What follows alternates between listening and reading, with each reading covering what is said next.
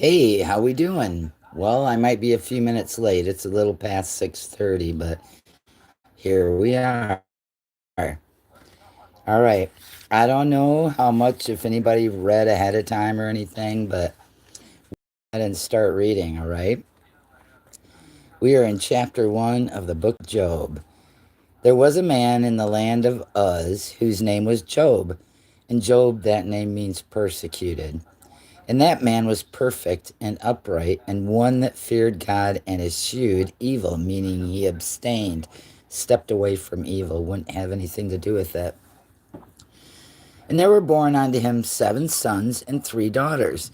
His substance also was 7,000 sheep, and 3,000 camels, and 500 yoke of oxen, and 500 she ashes, and a very great household, so that this man was the greatest of all the men of the east.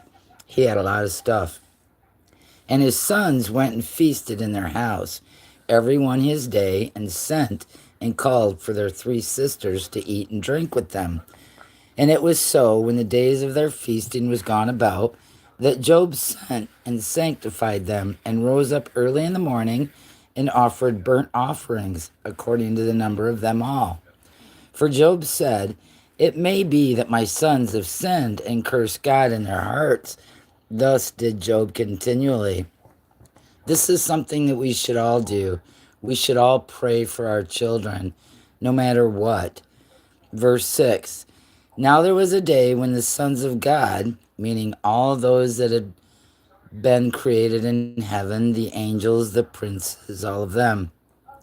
Now there was a day when the sons of God came to present themselves before the Lord, and Satan came also among them, because even though he had fallen, he was still allowed to come up and see God.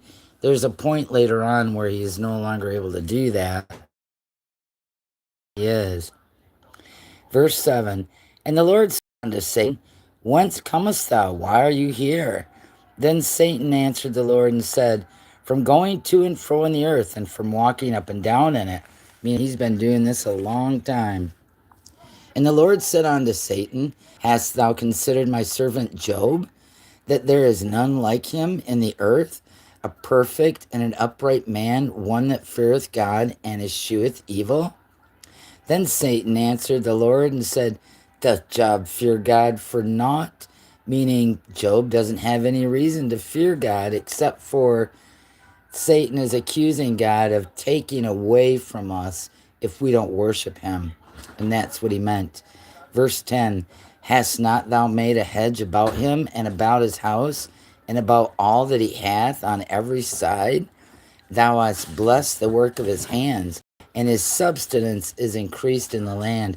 Meaning, Satan is accusing God of giving Job more than he gives others.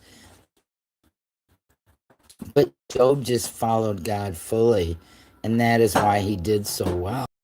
And the Lord said unto Satan, Behold, all that he hath is in thy power. Only upon himself put not forth thine hand. So Satan went forth in the presence of the Lord.